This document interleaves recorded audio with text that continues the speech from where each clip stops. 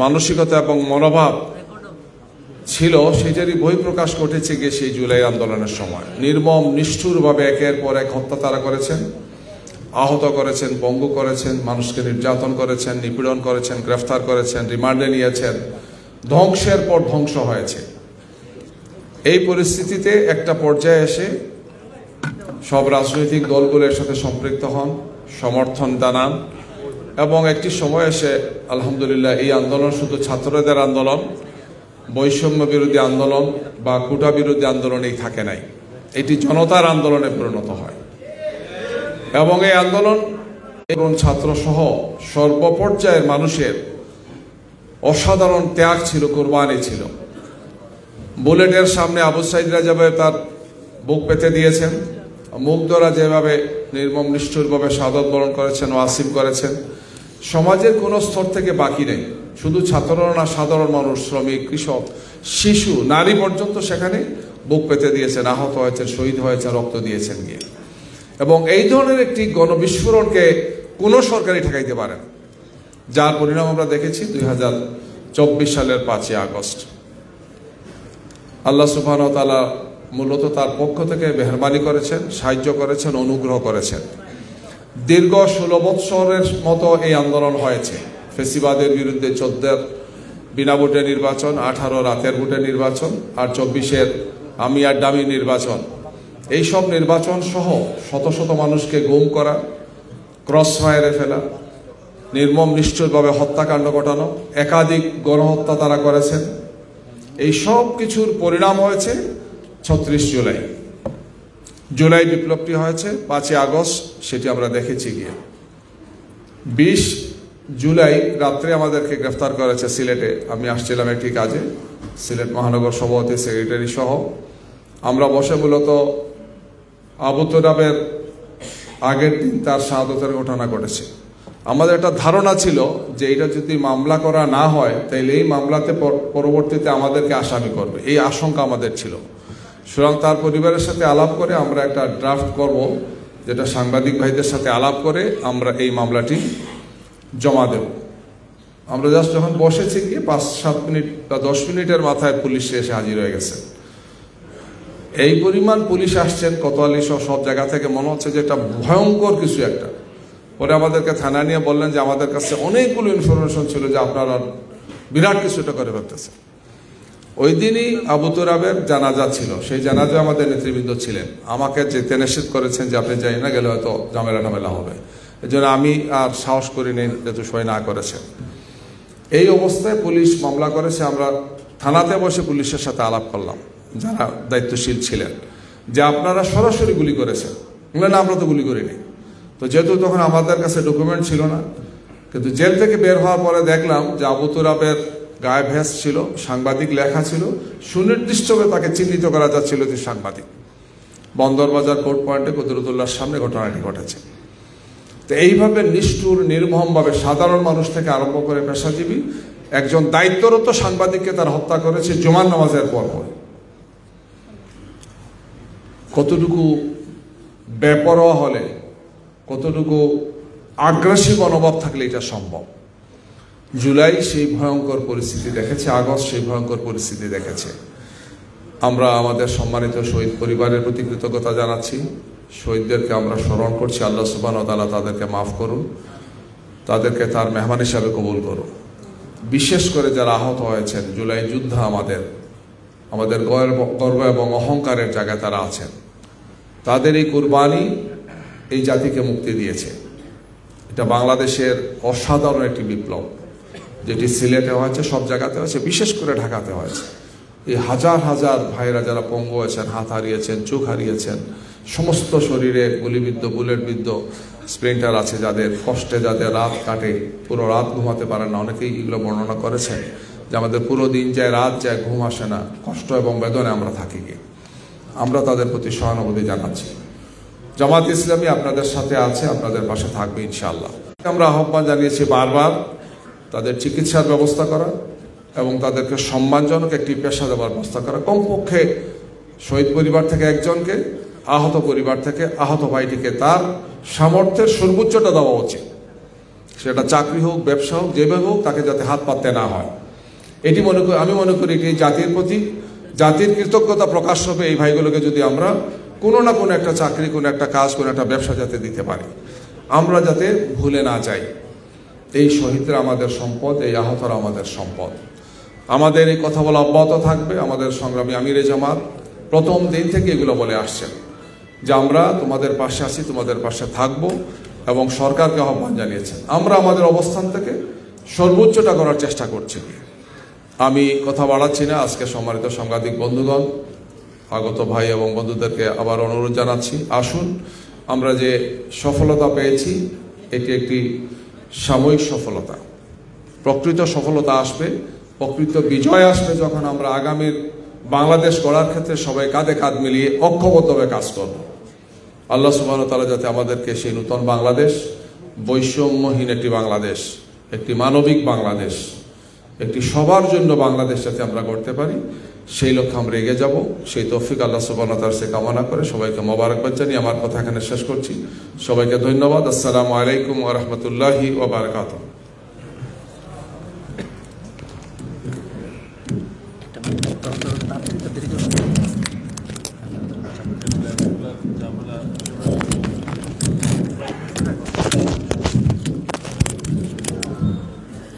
সম্মানিত উপস্থিত সুধীবৃন্দ, আমরা দেখতে পাচ্ছি ইতিমধ্যে আজকের এই জুলাই আন্দোলনের শহীদ পরিবারের সদস্য এবং আহতদের নিয়ে আয়োজিত আজকের এই আলোচনা সভা এবং দোয়া মাহফিলে প্রধান অতিথি হিসাবে উপস্থিত হয়েছেন শহীদি কাফেলার মুহতারাম আমিরে জামাত জনতা ডাক্তার শফিকুর রহমান। সম্মানিত ভাইয়েরা, আগামী দিনে একটি সুন্দর বাংলাদেশ, একটা জুলুম মুক্ত বাংলাদেশ, একটা ইনসাফের বাংলাদেশ গড়ার লক্ষ্যে এই জাতি আপ্লুতভাবে তীর্থের কাকের মতো তার দিকে চেয়ে আছে। তার নেতৃত্বে আগামী দিনে আমরা একটা ইনসাফের বাংলাদেশ তৈরি করবো ইনশাআল্লাহ। প্রিয় ভাইয়েরা আমার, এ পর্যায়ে আজকের এই মহতী সভার প্রধান অতিথির বক্তব্য নিয়ে আসছেন শহীদি কাফেলা বাংলাদেশ জামাত ইসলামীর মুহতারাম আমিরে জামাত জননেতা ডাক্তার শফিকুর রহমান। জননেতা ডাক্তার শফিকুর রহমান।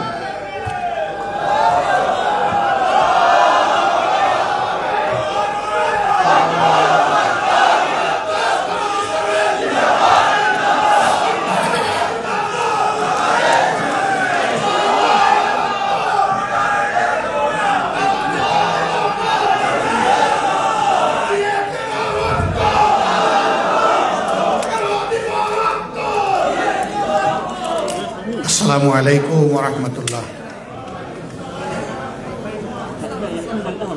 আলহামদুলিল্লাহি রাব্বিল আলামিন ওয়াসসালাতু ওয়াসসালামু আলা রাসূলিহিল কারীম ওয়া আলা আলিহি ওয়া সাহবিহি ওয়া আহলি বাইতি আজমাইন।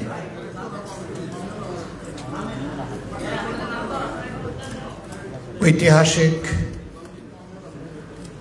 জুলাই বিপ্লবের স্মৃতিকে ধারণ করে মাসাদিক ব্যাপী ঘোষিত কর্মসূচির অংশ হিসাবে বাংলাদেশ জামাত ইসলামী সিলেট মহানগর শাখা জুলাইয়ের আন্দোলন সংগ্রামে যারা শহীদ হয়েছেন, শহীদ পরিবারের সম্মানিত গর্বিত সদস্যবৃন্দকে নিয়ে এবং লড়াই করতে গিয়ে যারা আহত হয়েছেন, অনেকে পঙ্গুত্ব বরণ করেছেন, তাদের সম্মানে আজকের এই আয়োজন।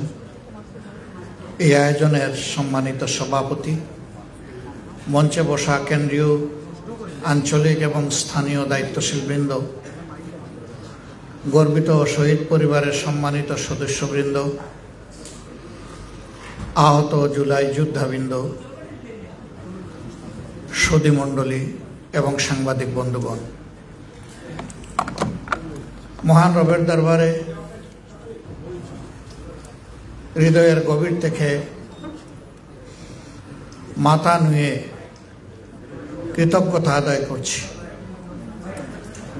যিনি ফেসিবাদের জাতাকল থেকে এই জাতিকে গেল বৎসর একটি ইতিহাস সৃষ্টিকারী আন্দোলন, অভ্যুত্থান এবং বিপ্লবের মধ্য দিয়ে মুক্তি দিয়েছেন। আলহামদুলিল্লাহ। যাদের জীবন বিলিয়ে দেওয়া এবং জীবন বাজি রেখে লড়াই করার কারণে আমরা এই মুক্তি পেয়েছি। জাতি হিসাবে চিরদিন আমরা তাদের কাছে কৃতজ্ঞ থাকব। আপনারা লক্ষ্য করেছেন জুলাই বিপ্লবের পরে 5ই আগস্ট রাতের বেলায় আহ্বান জানিয়েছিলাম, এই দেশ আমাদের, এদেশের জনগণ আমাদেরই, সুতরাং সবাই ধৈর্য ধরুন এবং শান্ত থাকুন। ব্যক্তিগত পর্যায়ে কেউ অবশ্যই প্রতিশোধ গ্রহণ করবেন না। যদি কেউ অপরাধী থাকে তার বিরুদ্ধে আইনের যথাযথ প্রক্রিয়া অনুসরণ করে আশ্রয় নেব আমরা, এবং তার বিচার বাংলার মাটিতে হতে হবে। আলহামদুলিল্লাহ, আফগানিস্তানে পরিবর্তন হয়েছে, তিউনিশিয়ায় হয়েছে, শ্রীলঙ্কায় হয়েছে। আমরা চোখের সামনে এই পরিবর্তনগুলো দেখেছি। পরিবর্তনের পরে ব্যাপক মেসাকার হয়, রক্তের বন্যা বয়ে যায়, সম্পদ ধ্বংস হয়, চতুর্দিকে বিশৃঙ্খলা দেখা দেয়। বাংলাদেশের জনগণ প্রমাণ করেছে সত্যিই তারা দেশপ্রেমিক জনগণ। তার কিছুই বলতে গেলে হয়নি। কিছু হলুদ মিডিয়া বন্ধুরূপী কিছু, তারা এখানে অনেক কিছু আবিষ্কার করতে গিয়ে ব্যর্থ হয়ে মুখ থুবড়ে পড়েছে। হ্যাঁ, একেবারেই যে কিছু হয়নি তা আমরা বলিনি, কিন্তু যা হয়েছে তা আশঙ্কার তুলনায় কিছুই না। আর যেটা হয়েছে সেটা কোনো ধর্মীয় কারণে হয়নি, রাজনৈতিক দুর্বৃত্তদের উপর সব মানুষ সবর করতে পারে নাই, কেউ কেউ আক্রোশ মিটিয়েছে সামান্য, চুপ হয়ে গেছে, কিন্তু থেমে যায়নি। দফায় দফায় বিভিন্নভাবে তারা উৎপাত করে প্রিয় দেশটা যাতে দাঁড়াতে না পারে, কোমর সোজা করে উঠতে না পারে, জাতি যাতে সামনে এগুতে না পারে, যুবকদের প্রত্যাশা যাতে পূরণ না হয়, শিশুরা যাতে ভালো মানুষ হয়ে সুনাগরিক হয়ে আগামীর দক্ষ নাগরিক এবং নেতা হয়ে গড়ে উঠতে না পারে, এই জন্য এই সমাজটাকে দফায় দফায় তারা অস্থির করার চেষ্টা করেছে। এখনো তারা এটা জারি রেখেছে, কিন্তু আল্লাহ তাআলার বড়ই মেহেরবানি, প্রত্যেকটি দফায় ওদের মুখে চুনকালি পড়েছে, ওরা ব্যর্থ হয়েছে।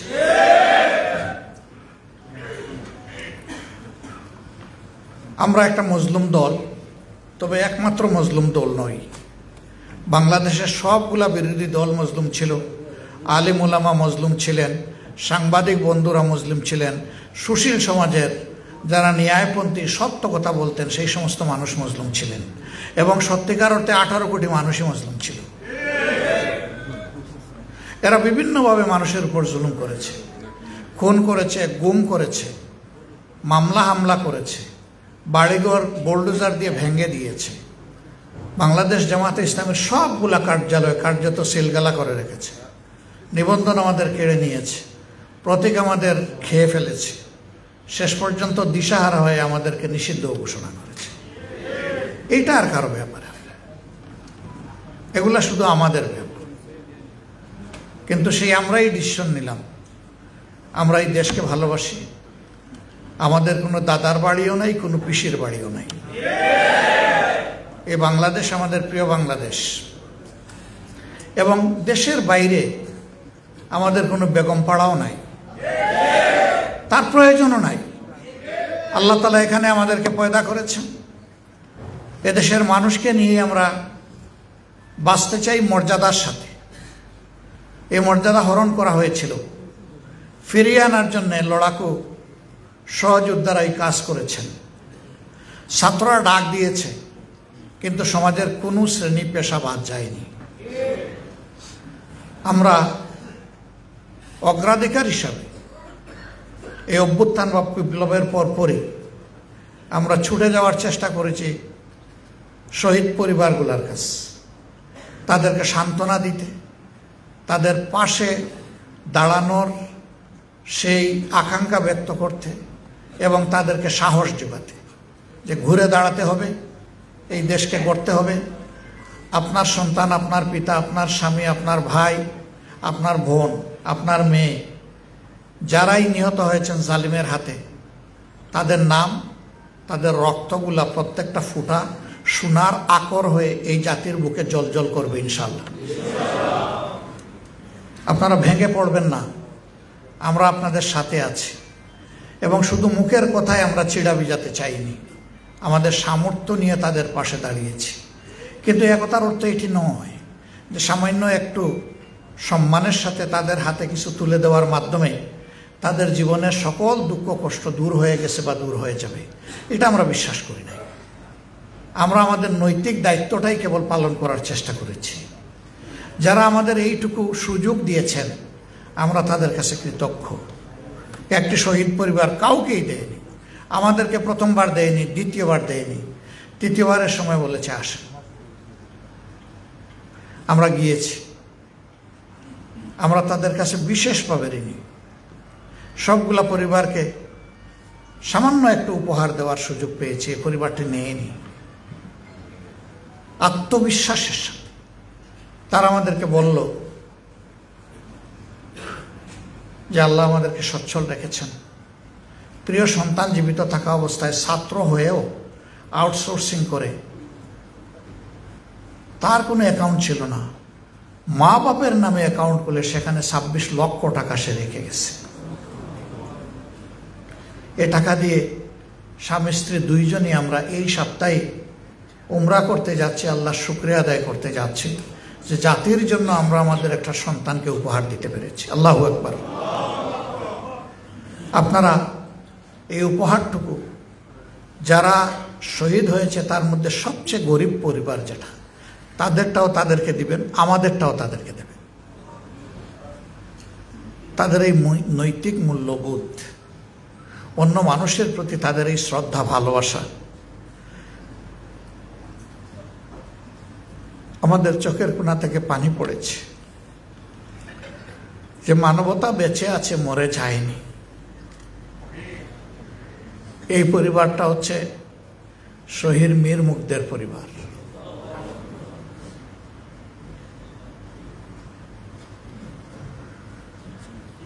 একটা একটা করে যখন শহীদ পরিবারের কাছে যেতে লাগলাম, শেষ পর্যন্ত হিসাবের খাতায় দেখলাম দিন আনে দিন খায় যারা শহীদ হয়েছেন তাদের মধ্যে 70% সেই মানুষগুলো শ্রমিক শ্রেণী, খেটে খাওয়া মানুষ।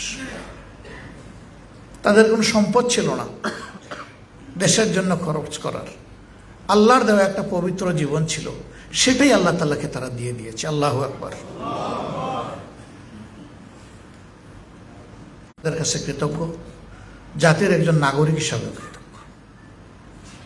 তাদেরকে বলেছি এই আশা আমাদের শুরু, এটা শেষ নয়। আপনাদের সাথে আমাদের সম্পর্ক নিয়মিত থাকবে ইনশাআল্লাহ। আমরা তাদেরকে এটাও বলেছি আপনাদের সাংসারিক জীবনের কোনো বাঁকে যদি আপনারা প্রয়োজন ফিল করেন, দেরি না করে, ইতস্তত না করে একটু আমাদেরকে স্মরণ করবেন। আপনাদের যোগাযোগ করতে দেরি হতে পারে, খবর পেতে পাওয়ার পরে আমাদের আসতে দেরি হবে না ইনশাল্লাহ, আমরা আসব। আপনাদের সুখের সময় আমাদেরকে স্মরণ করলে ভালো, না করলে কোনো অসুবিধা নেই, কিন্তু আপনাদের দুঃখের সময়ে যেন মেহেরবানি করে আমাদেরকে একটু স্মরণ করেন, যাতে এই দুঃখের ভাগটা আমরাও নিতে পারি। এই শহীদ পরিবারগুলো আল্লাহ তাআলার দরবারে দুনিয়া এবং আখিরাতে মর্যাদা লাভ করুক, সীমাহীন মর্যাদা লাভ করুক, আল্লাহর দরবারে এটা দোয়া করি। আর প্রিয় শহীদদেরকে আল্লাহ তাআলা যারা জীবন দিয়ে এই জাতিকে মুক্তি দিয়ে গেল, আল্লাহ তাআলা তাদেরকে জান্নাতের পাখি হিসাবে কবুল করুন। যারা আহত হয়েছেন, এখানে আর একটা বিষয় বলতে হয় প্রসঙ্গত, ইতিহাস অমলিন, কিন্তু মাঝে মাঝে ইতিহাস মলিন হয়ে যায় এবং উল্টাপাল্টা হয়ে যায়।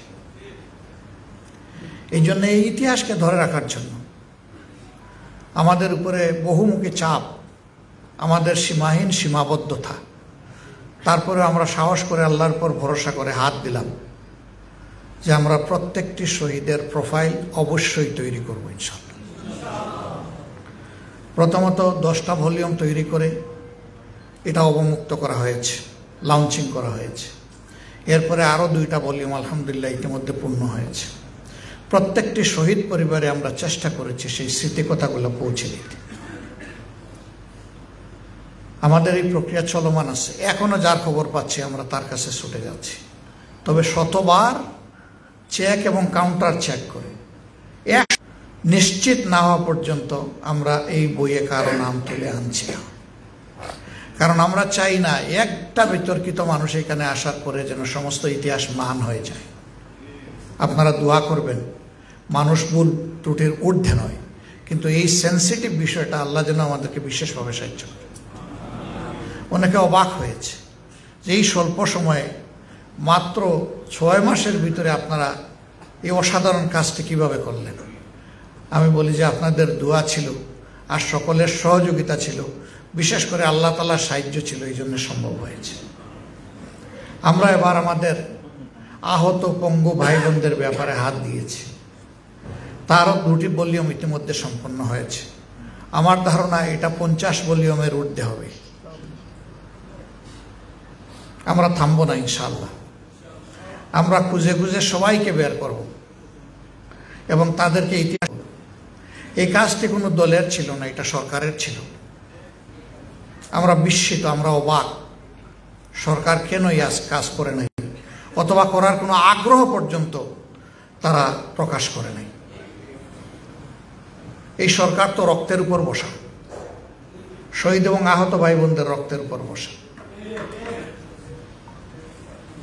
শহীদ পরিবারের কাছে তারা যাবেন, অনেক আশার বাণী তারা শুনিয়েছেন।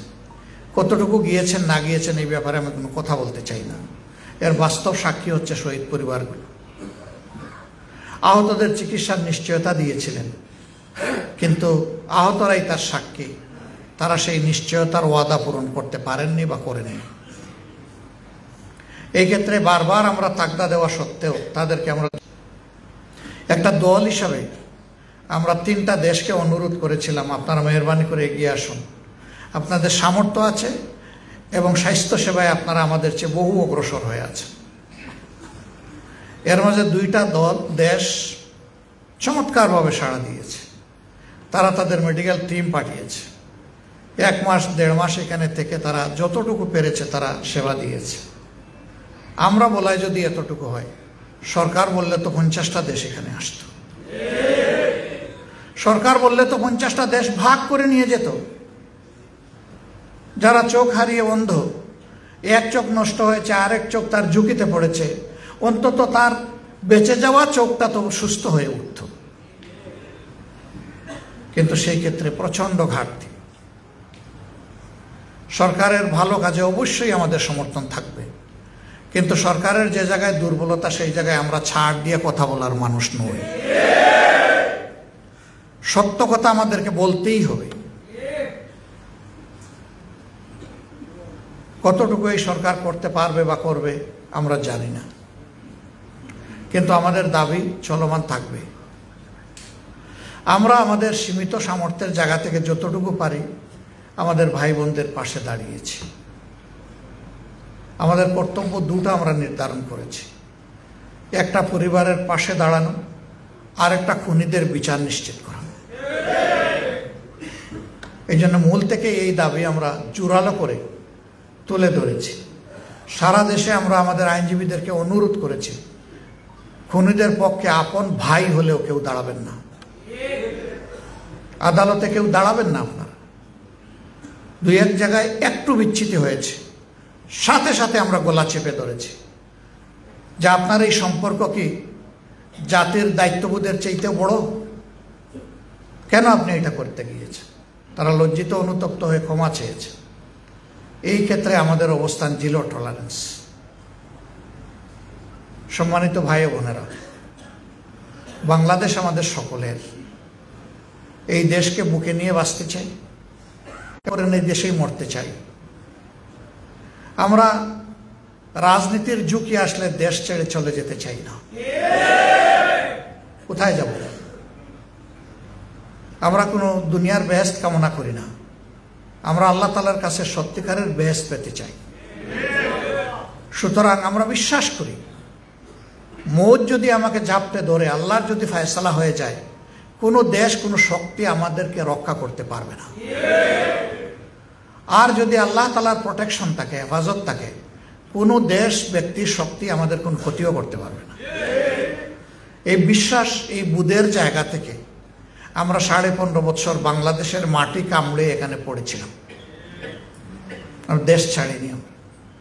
আমাকে পার্সোনালি, আমার বন্ধু বান্ধব, সমবেতী, শুভাকাঙ্ক্ষী অনেকেই বলেছেন কৌশলের অংশ হিসাবে আপনি চলে আসেন, এখান থেকেও আপনি সাহায্য করতে পারবেন, নেতৃত্ব দিতে পারবেন। আমি বলেছি একটা নামাজের জামাত শুরু হয়েছে, লোকেরা সেজদায়, আর আমি মেহরাবের জানালা দিয়ে পালিয়ে যাব, আমি সেই লোক নই। আমার জন্য দোয়া করেন, আমি যেন এখানেই থাকতে পারি। এটা শুধু আমি না, আমার অনেক সহকর্মীর ব্যাপারে এই ধরনের অফার এসেছে। কোনো দেশ আমাদেরকে বলেছে আপনারা আসুন, আমরা আপনাদেরকে বুক পেতে নেব এবং আপনাদের নিরাপত্তা আমরা দেব। আমরা বলেছি আপনাদের বুকের বিছানায় জায়গা চাই, কিন্তু নিরাপত্তা আল্লাহ তাআলার কাছে চাই। সম্মানিত ভাই বোনেরা, বিশেষ করে শহীদ পরিবার এবং আহত যারা, আমরা কথা দিচ্ছি, জানি না আল্লাহ তাআলার ফয়সালা কি হবে। আগামীর একটি দুর্নীতিমুক্ত মানবিক বাংলাদেশ গড়ার ক্ষেত্রে আল্লাহ যদি আমাদেরকে কবুল করেন, তাহলে সরকারের দায়িত্ব যদি আমাদের উপরে আসে, আল্লাহ ভালো জানেন, এটা আল্লাহর ফয়সালার বিষয়। আল্লাহ তাআলার ফয়সালা এবং মানুষের ভালোবাসা, সমর্থন। তাহলে আমাদের প্রথম কাজ হবে শহীদ এবং আহতদের ব্যাপারে যথাযথ সম্মান প্রদর্শন করা। এটা মুখের শুকনা কথায় চিড়া বিজানো নয়। তারা কেউ এই যুদ্ধের ময়দানে যাননি সরকার থেকে কোনো আর্থিক পাওয়ার জন্য, তারা গিয়েছেন জাতিকে মুক্ত করার জন্য। যারা জীবনের কোনো চাহিদা ছাড়াই এই রকম গিয়েছেন, তাদের ব্যাপারে এত হিসাব নিকাশ আবার কিসের? রাষ্ট্রীয় ট্রেজারির হাত তাদের দিকে যাচ্ছে না কেন?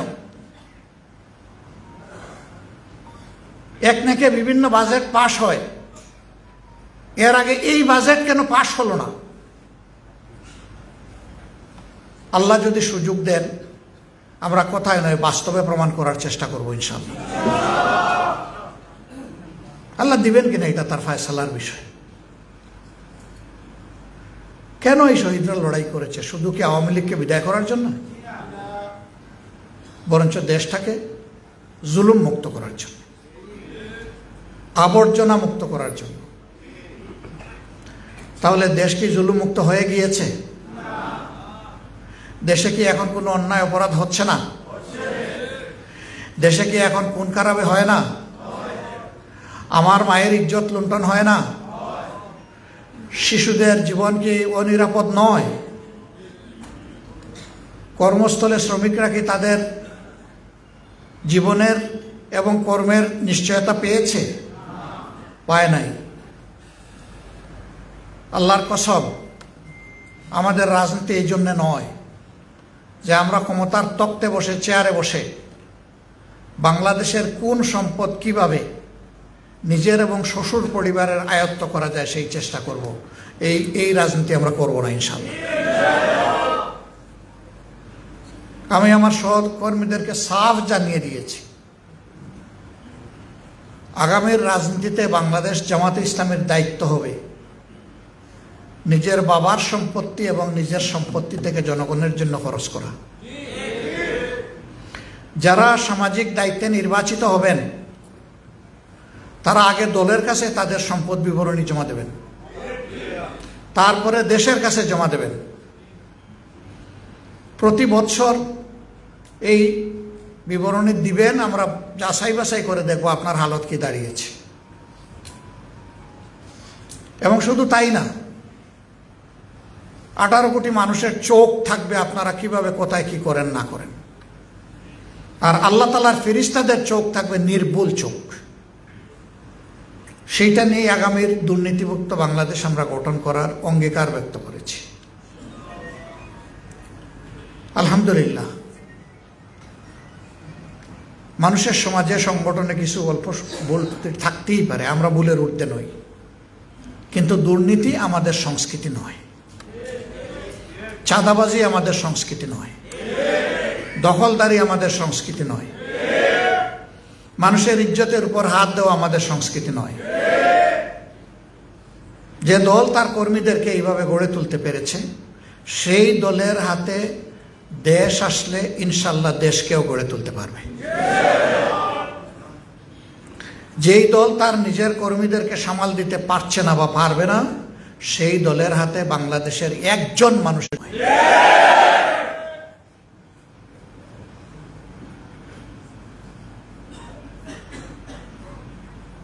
বিভিন্ন জায়গায় যখন যাই, সমাজের চরম অসঙ্গতি দেখতে পাই। আমাদের এই সিলেট শহর, সিলেটকে ধরে নেওয়া হয় যে বাংলাদেশের মধ্যে সামর্থ্যবান একটা এলাকা আর্থিক দিক থেকে, কিন্তু এখানে কি নিম্ন আয়ের মানুষ নাই? এখানে কি বস্তি নাই? এখানে কি আমাদের পরিচ্ছন্নতা কর্মীদের অস্বাস্থ্যকর পরিবেশ বসবাস করার সেই কুটিরগুলা নাই? এদের কথা কে ভাববে? এদেরকে স্বাভাবিক জীবনে ফিরিয়ে আনার চিন্তাটা কে করবে? এই চিন্তা তো করবে সরকার যারা পরিচালনা করবে তারা। কিন্তু কি দেখতে পাচ্ছি, একটা বস্তিতে একটা সন্তানের জন্ম হচ্ছে অপুষ্টিতে বোকা মায়ের পেট থেকে। দুনিয়া আসার পরে তার একটুখানি যদি স্বাস্থ্য পরিষেবার প্রয়োজন হয়, তার সামর্থ্য নাই, সেইটা নিতে পারে না। সরকারি হাসপাতালে গেলে মিনিমাম চাহিদা পূরণ করা হয় না, আবার সেখানেও বহু ধরনের অনিয়ম এবং কারসাজি আছে। অনাদরে, অবহেলায়, অযত্নে এবং অপুষ্টিতে যে সন্তান বেড়ে ওঠে, সেই সন্তানের বেঁচে থাকাই যেখানে চ্যালেঞ্জ, তার শিক্ষাটা দিবে কে? ফলে সে শিক্ষার আলো থেকে থাকে বঞ্চিত। একটা সময় অপরাধ জগতের ডন যারা, এদের কুনজর পড়ে এদের দিকে, তখন এদেরকে টানে, এদেরকে প্রথমে মাদক বহনকারী বানায়, তারপরে সেবনকারী বানায়, তারপরে বিক্রেতা বানায়, এরপরে জমি দখলকারী বানায়, এরপরে একটা সময় তার হাতে অস্ত্র তুলে দেয়। এই অনাদরে অবহেলায় বেড়ে ওঠা সন্তান যখন তাকায় দেখে ঘর থেকে বের হয়, ওরে বাবা, আমার মাথার উপর তো 17 তালা, তখন বলে যে আমার বাবার রক্ত চুষা ঘামের উপর তোমার এই বিল্ডিং, অতএব তুমি সমাজে কেমনে শান্তিতে থাকো আমি দেখে নেব। এদের মধ্যে ক্ষোভ এবং প্রতিশোধের আগুন জ্বলে উঠে। আপনি এদেরকে অপরাধী বলে ঘৃণা করবেন, আপনার কোনো অধিকার নেই। মানুষ বানানোর যেহেতু আপনি কোনো দায়িত্ব নেননি, কাজেই আপনাকে আজকে এই দুঃখ কষ্ট, এই পরিণতি ভোগ করতেই হবে। তার মানে এটা নয় যে আমি অপরাধকে সমর্থন করছি। আমি বলছি যে অপরাধ কেন হয়। একটা দেশ এবং একটা সরকার যখন এইটুকু উপলব্ধি করবে, তখন আর কোনো মায়ের সন্তান অবহেলিত থাকবে না ইনশাআল্লাহ। এখানেও আল্লাহ আমাদেরকে সুযোগ দিলে এখান থেকে আমাদের কাজ শুরু। সমাজকে আজকের যে শিশু, কালকেই তো সে কিছু দিবে, তারা এখন থেকে ইনশাআল্লাহ ভালো মানুষ হিসেবে গড়ে ওঠার জন্য ন্যূনতম যে সাপোর্টটা দরকার সেটা দিতে হবে, দেওয়া হবে ইনশাআল্লাহ। চা বাগানের শ্রমিক, সিলেট তো চা বাগান সমৃদ্ধ এলাকা, আমি তাদের সাথে বসেছি। এদের আসলে মুখের দিকে তাকানোই যায় না। এরা কি মানুষ নয়?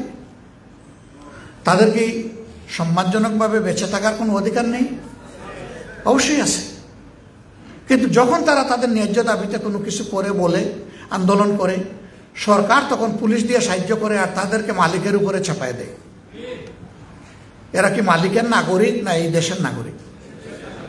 যদি দেশের নাগরিক হিসাবে সরকার আমার পিছনে টাকা পয়সা খরচ করে, তাহলে চা বাগানের শ্রমিক আমার ভাই এবং বোনের পিছনে টাকা পয়সা খরচ করবে না কেন? তাকে শুধু মালিকের দিকে ঠেলে দেওয়া হবে কেন? এইভাবে মালিকের দিকে ঠেলে দিলে তো তারও সেই সাম্রাজ্য ভেঙে পড়বে, সে তো সামাল দিতে পারবে না। আমাদের চা শিল্প এই জন্য এখন রুগ্ন শিল্পে পরিণত হয়েছে। অথচ স্বাধীনতা পূর্ব বাংলাদেশে এটি ছিল আমাদের প্রধান রপ্তানি পণ্য। আজকে কেন এই অবস্থা হলো? এই অবস্থা হয়েছে ওই সমস্ত যন্ত্রণাগুলো মিলে এবং দায়িত্বহীন সরকারি অব্যবস্থাপনার কারণে। পৃষ্ঠপোষকতা নাই, ব্র্যান্ডিংয়ের কোনো চিন্তা নাই, এটাকে জাগিয়ে তোলার, সামনে এগিয়ে নেওয়ার কোনো চিন্তা নেই। সমাজের প্রত্যেকটা সেক্টর এইভাবে তছনছ হয়ে আছে। যেখানে আপনি চোখ ফেলবেন, আপনি যদি একজন হৃদয়বান নাগরিক হয়ে থাকেন, সব জায়গায় দেখবেন অসঙ্গতি, সব জায়গায় সিন্ডিকেটের কবলে পড়ে সাধারণ মানুষের জীবন অতিষ্ঠ। এই যে সাধারণ জিনিসপত্রের যে মূল্য, দ্রব্যমূল্য, যেটা যদি সিন্ডিকেট বন্ধ হয়ে যায়, মিনিমাম 40% দাম অটোমেটিক্যালি কমে যাবে। তাহলে যারা সিন্ডিকেট করে, যারা চাঁদাবাজি করে জিনিসপত্রের দাম বাড়ায়, তারা আসলেই ভিক্ষুকের চাইতে আরো নিকৃষ্ট। আরে ভাই, ভিক্ষা তো হারাম না, ভিক্ষা তো হালাল। দায়ে থেকে আপনি ভিক্ষা করলে আল্লাহ তো সেই সুযোগ দিয়েছেন, এটা হালাল। তো যদি ওরকম পেটের অবস্থা দাঁড়িয়ে যায়, আপনি ভিক্ষা করেন। কিন্তু আপনি সিন্ডিকেশন কেন করবেন? আপনি কেন চাঁদাবাজি করবেন? এটা আমি কোনো দলকে নির্দিষ্ট করে বলছি না। এরকম চরিত্র যে সমস্ত ব্যক্তির, আমি তাদেরকে বলছি। এখন তিনি যদি কোনো দলের সদস্য কিংবা নেতা হন, আমার কিছু করার নাই। সাফসফা কথা এই সমাজের স্বার্থে বলতেই হবে। সম্মানিত ভাইয়েরা, বিভিন্ন দেশ বিদেশ যখন ঘুরাই, এ কথাটা আমি আগেও বলেছি, সেই দেশের যাদের সাথে বসি, রাষ্ট্রীয় পর্যায়ে এবং বেসরকারি পর্যায়ে, তাদেরকে যখন বলি যে আমাদের দেশের ব্যাপারে তোমাদের কি পরামর্শ, কি পর্যবেক্ষণ, কই যে তোমাদের জাতি খুব চমৎকার একটা জাতি। কিভাবে? কই যে তোমাদের জাতির লোকগুলো আমাদের দেশে যারা আছে, তাদের সার্ভিসের উপর আমাদের সমাজ এগিয়ে যাচ্ছে। কিন্তু তোমাদের নেতৃত্বের দুর্নীতি, এই জায়গাটা যদি তোমরা ঠিক করে ফেলতে পারো, তাহলে তোমাদের জাতি ম্যাক্সিমাম 20 থেকে 25 বৎসরের ভিতরে বুক উঁচু করে, মাথা উঁচু করে দাঁড়িয়ে থাকা একটা জাতি হয়ে যাবে। আমরা বলেছি একটা যুদ্ধ হয়েছে ফেসিবাদের বিরুদ্ধে, ইনশাআল্লাহ আরেকটা যুদ্ধ দেশবাসীকে সাথে নিয়ে আমরা করব দুর্নীতির বিরুদ্ধে। এবং এই যুদ্ধে যেমন ফেসিবাদের বিরুদ্ধে আল্লাহ আমাদেরকে মেহেরবানি করে বিজয় দিয়েছেন, ইনশাআল্লাহ এই যুদ্ধে বাংলাদেশের জনগণের বিজয় হবে ইনশাআল্লাহ। এরপরে আমি বিশ্বাস করি 20 নয় 25 নয়, একটা দায়িত্বপরায়ণ খোদাবিরু সরকারের হাতে যদি দেশ পরিচালনার দায়িত্ব পড়ে, 5 বৎসরে এই জাতির চেহারা বদলে যাবে ইনশাআল্লাহ। আমাদের ছাত্র সমাজ, তাদের উপর শিক্ষা নামের অভিশাপ চাপিয়ে দেওয়া হয়েছে। এই শিক্ষার কাগজের বান্ডিল নিয়ে দুনিয়ার কোথাও কোনো মূল্যায়ন পাওয়া যায় না, নিজের দেশেও পাওয়া যায় না। এই অতর্ব অপদার্থ শিক্ষা তো আমরা চাই না আমাদের সন্তানদের জন্য। আমরা সেই শিক্ষা চাই যেই শিক্ষায় প্রত্যেকটি তরুণ তরুণী, যুবক যুবতী বিশ্বাস করবে যে আমি শুধু আমার মেধা আর আমার বাপের টাকায় আজকে এখানে আসি নাই, বরঞ্চ জনগণের প্রত্যেকটি মানুষের কন্ট্রিবিউশন, অবদান আছে আমাকে এই জায়গায় আনতে। একজন ভিক্ষুক ভাই বোনেরও আছে, কারণ সেও কিন্তু, তারও পেট আছে, সেও জিনিসপত্র কিনে, ওখানে তাকে বেড দিতে হয়। ট্যাক্স এবং বিদেশিক ঋণ, এই দুইটা নিয়েই যদি এই অনুভূতিটা একজন শিক্ষিত নাগরিকের মনে আসে যে আমার দায় আছে এ দেশের 18 কোটি মানুষের প্রতি, কারণ তারাই আজকে আমাকে বড় করেছে, এই পর্যায়ে এনেছে, তাহলে ঘুষের দিকে হাত যাবে না, চাঁদার দিকে যাবে না, দুর্নীতির দিকে যাবে না, ইজ্জতের উপরে হাত পড়বে না। শিক্ষা প্রতিষ্ঠান পবিত্র অঙ্গন। বরিশাল বিশ্ববিদ্যালয়ের একটা খবর কালকে এসেছে, মিডিয়া আপনারা দেখেছেন। মানুষ কতটা পশুর স্তরে নামলে একটা শিক্ষিত মানুষ এইরকম পর্যায়ে যেতে পারে চিন্তা করেন। এটি হচ্ছে বাংলাদেশের চিত্র। আমরা কমিটেড। আল্লাহ তাআলা আবার দায়িত্ব দিলে আমরা যুব সমাজের বুকের ভিতরে নৈতিক শিক্ষা এবং দুনিয়ার সবচেয়ে উন্নত বৈষয়িক শিক্ষা ঢুকাবো ইনশাআল্লাহ। এরা প্রত্যেকে এক একজন দেশ গড়ার কারিগর হবে। সে দেশে থেকেই সার্ভিস দেব আর দেশের পক্ষ থেকে বিদেশে গিয়ে সার্ভিস দেব। আমাদের 2.25 কোটি মানুষ প্রবাসী হিসাবে বিদেশে আছে। এর মধ্যে 1 কোটির মতো মানুষ তারা অদক্ষ শ্রমিক হিসাবে দেশ থেকে যায় এবং ওই অবস্থায় এখানে আছে। ইল পেড, খুবই অল্প আয় করে তারা খেয়ে না খেয়ে দাঁতে কামড় দিয়ে বাঁচিয়ে এদেশের অর্থনীতিকে যেমন তাজা রেখেছে পরিবারটাকেও তেমন লুক আফটার করে। এই লোকগুলার হাতকে যদি আমরা স্কিল হ্যান্ড করে একটু ওই যে দেশে যাচ্ছে সেই দেশের ভাষাটা যদি তার মুখে তুলে দিতে পারতাম, যদি কিছু বৃত্তিমূলক শিক্ষা ভোকেশনাল ট্রেনিং তার হাতে তুলে দিতে পারতাম, তাহলে এখন সে যা রুজি করে তার চাইতে 3 গুণ বেশি রুজি করত। এখন যে কষ্টে আছে এটা না থেকে সে শান্তিতে সেখানে রুজি করতে পারত। আলহামদুলিল্লাহ, এই বিষয়গুলোকে আমরা চিহ্নিত করে রাখছি। এখন আমাদের কিছু করার নাই। এখন যা করব এটি হবে জাস্ট সিম্বলিক, প্রতীকী হবে, কিন্তু এটা দিয়ে বড় ধরনের কিছু করা সম্ভব না। এটা সরকারের দায়িত্ব। আল্লাহ তাআলা যদি আমাদেরকে সেই দায়িত্বগুলো দেন, পালন করার সুযোগ দেন, আমরা ইনশাআল্লাহ আমাদের প্রত্যেকটা যুবক যুবতী, তরুণ তরুণীকে এদেশের দেশ গড়ার কারিগর হিসাবে তৈরি করব। পুরুষরা তো তাদের কাজ করবেই, মা বোনেরাও করবে। তারা ইজ্জত পাবে এবং তারা নিরাপত্তা পাবে। এর ভিতর দিয়ে তারা তাদের দায়িত্ব পালন করবে। যাদের প্রয়োজন আছে, যাদের মেধা এবং প্রয়োজন অনুপাতে ইনশাআল্লাহ তারা ইজ্জত এবং নিরাপত্তার সাথে তারা কাজ করবেন, বসবাস করবেন। একটা জাতিকে যদি সমান্তরাল এইভাবে আমরা গড়ে তুলতে পারি, তাহলে জাতি আত্মনির্ভরশীল হবে, আত্মমর্যাদা বোধ সম্পন্ন হয়। বৈদেশিক সম্পর্কের ব্যাপারে আমাদের কথা একদম সাফ। আমরা কোথাও একেবারেই বাস্তবিক অর্থে ইনডিড আমরা কারো কোনো প্রভুত্ব মানব না। প্রভু আমাদের একজনই, আল্লাহ সুবহানাহু ওয়া তাআলা।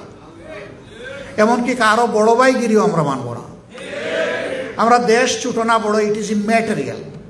এটি একটি স্বাধীন দেশ, 18 কোটি মানুষের দেশ। এই দেশ সমমর্যাদার ভিত্তিতে সবার সাথে সুসম্পর্ক গড়ে তুলবে ইনশাআল্লাহ।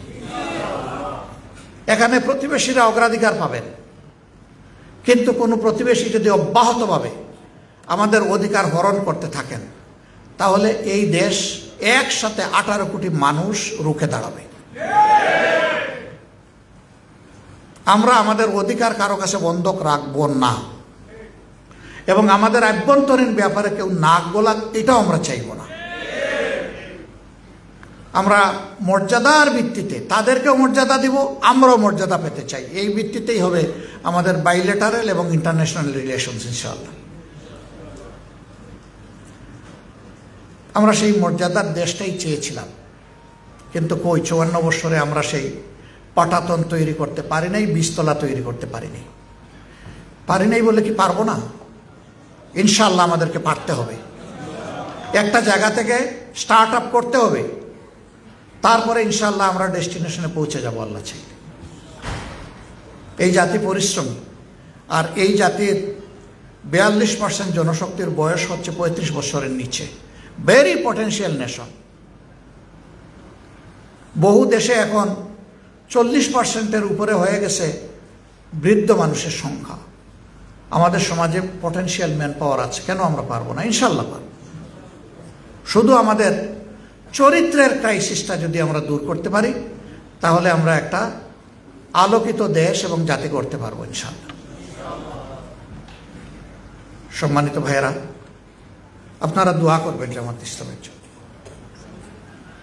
আমি সেদিন বক্তৃতা দিতে গিয়ে 2 বার জ্ঞান হারিয়েছি। প্রথমবার হারানোর পরে, দ্বিতীয়বার জ্ঞান ফিরে পাওয়ার পরে আমি চিন্তা করেছি যে আমার উপর যে দায়িত্ব, আমি জাতিকে এটা সমঝাবো, কথা আমি বলবো, আল্লাহ যেন আমাকে তৌফিক দেন। দ্বিতীয়বার চেষ্টা করলাম, আবার পড়ে গেলাম, চোখ অন্ধকার হয়ে আসে, মাথা ঘুরতে থাকে। এরপরে যখন আমি বসলাম তখন আমার সহকর্মীরা বারবার আমাকে অনুরোধ করেছেন, আপনি আর কথা বলবেন না। আমি বলেছিলাম, আল্লাহ যতক্ষণ আমাকে জীবিত রাখবেন কথা আমাকে বলতেই হবে ইনশাআল্লাহ।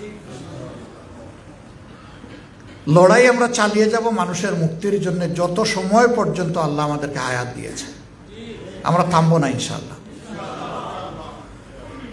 হ্যাঁ, জামাতে ইসলামী একাই দেশ বদলাতে পারবে না, করতে পারবে না। এখানে সারা দেশবাসীর সহযোগিতা আমাদের প্রয়োজন হবে। সকল দল মতের ধর্মের মানুষের সহযোগিতা আমাদের প্রয়োজন হবে। আমরা মানুষকে মানুষ হিসাবে দেখার পক্ষে, সম্মান দিয়ে দেখার পক্ষে, সকল মানুষের প্রতি ভালোবাসা অন্তরে ধারণ করার পক্ষে।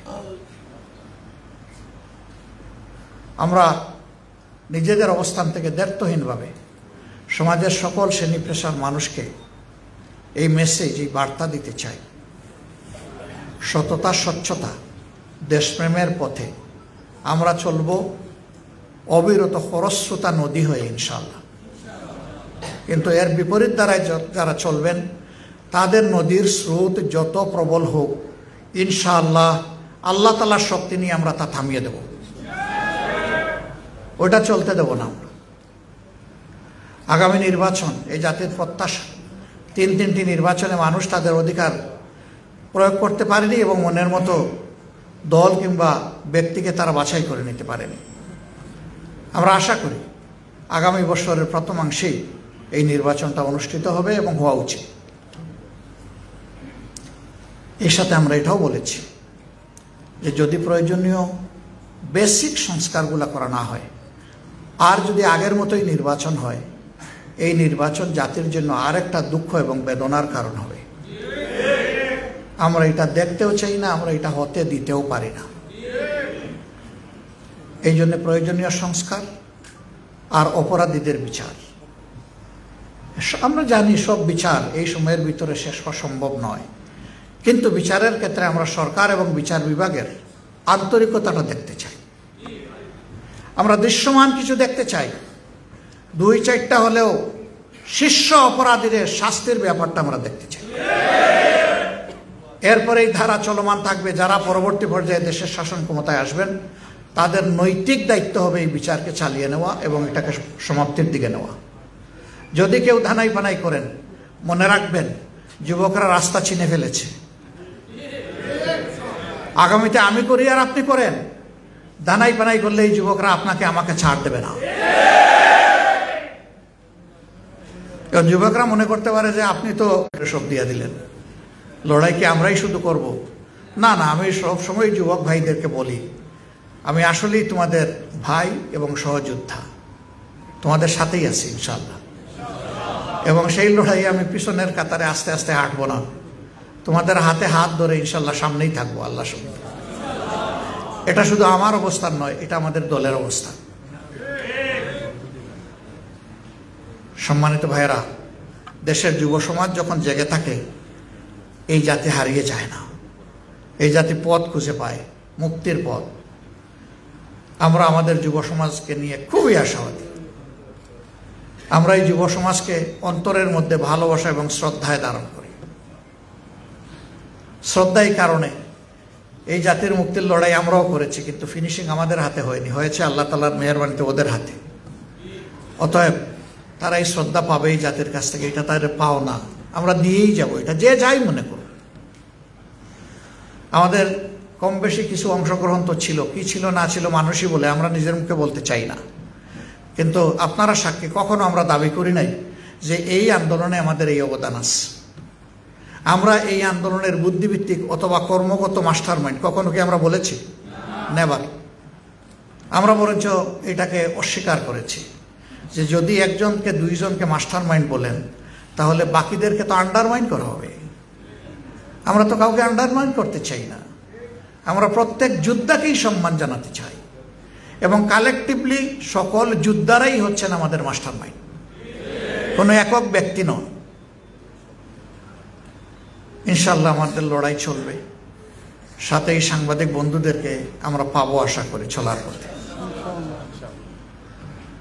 আমাদের সব কথা সবার পছন্দ নাও হইতে পারে এবং সব কথা সঠিক নাও হইতে পারে। যদি বেঠিক কোনো কথা বলে ফেলি আপনারা দয়া করে আমাদেরকে বলুন। সমাজের দুইটা সেকশন 4D ডাইমেনশনে দেখে। একটা রাজনীতিবিদ, তাদেরকে সমাজের সব দিকে চোখ রাখতে হয়। আর একটা সমাজের দর্পণ মিডিয়া, তাদেরকেও সব দিকে চোখ রাখতে হয়। এবং এই দুই ফোর্সের যখন যথাযথ প্রপার কম্বিনেশন হয়, সম্মিলন ঘটে, তখন একটা সমাজকে কেউ আর আটকায় রাখতে পারে না। এটা দুর্বার গতিতে সামনের দিকে এগিয়ে যায়। এই জন্য আমাদের বড়ই প্রয়োজন এই বোঝাপড়ার জায়গাটার। ভালোকে বিকশিত করবেন, মন্দকে ধরে দেবেন। যাদের কপাল ভালো তারা সংশোধন করবে এখান থেকে শিক্ষা নিয়ে, যাদের কপাল খারাপ তারা আরো বেঁকে বসবে এবং ধ্বংস হবে।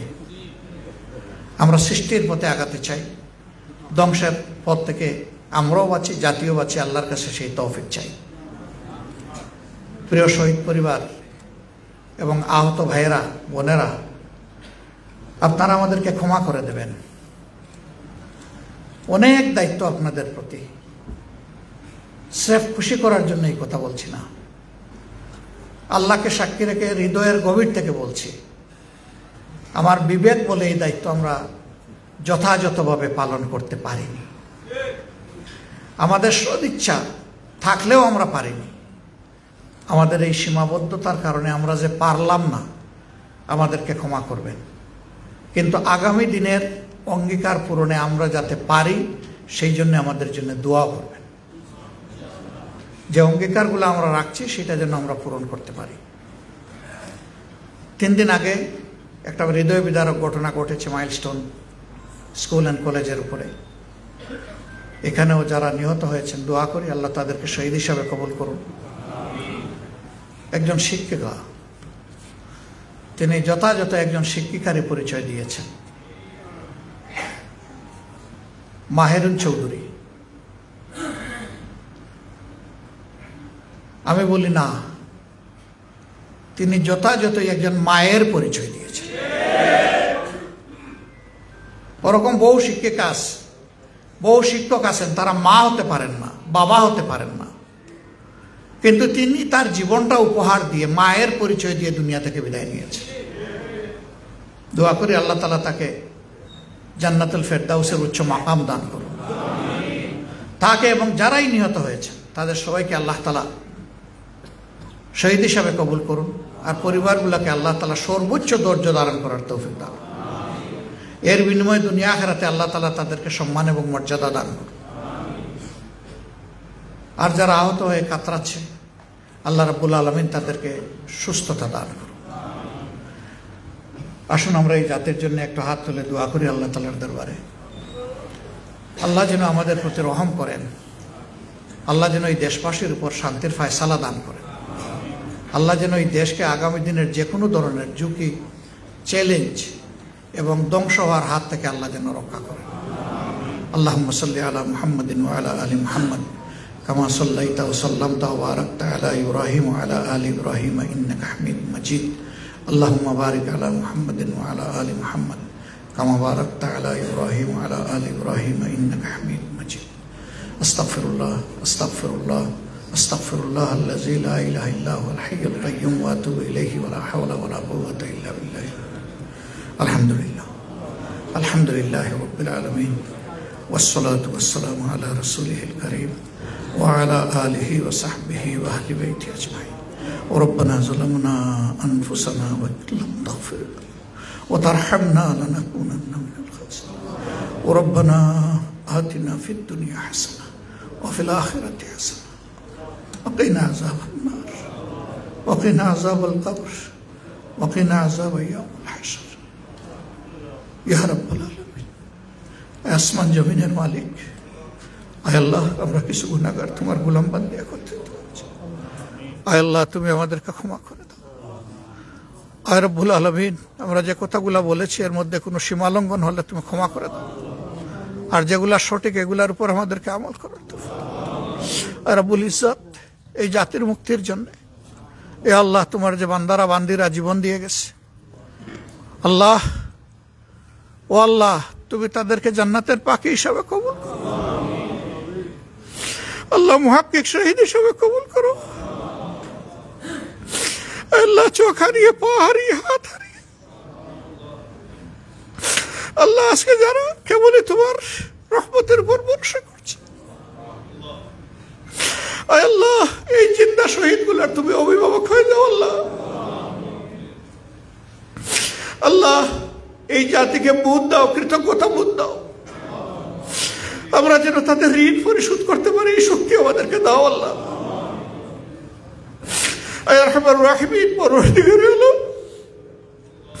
যে জাতির মধ্যে বীর সৃষ্টি হয় সেই জাতি বীরের জাতি হয়। আল্লাহ আল্লাহ তুমি আমাদের মায়েদের গর্বে বেশি বেশি করে বীর পয়দা করে দাও।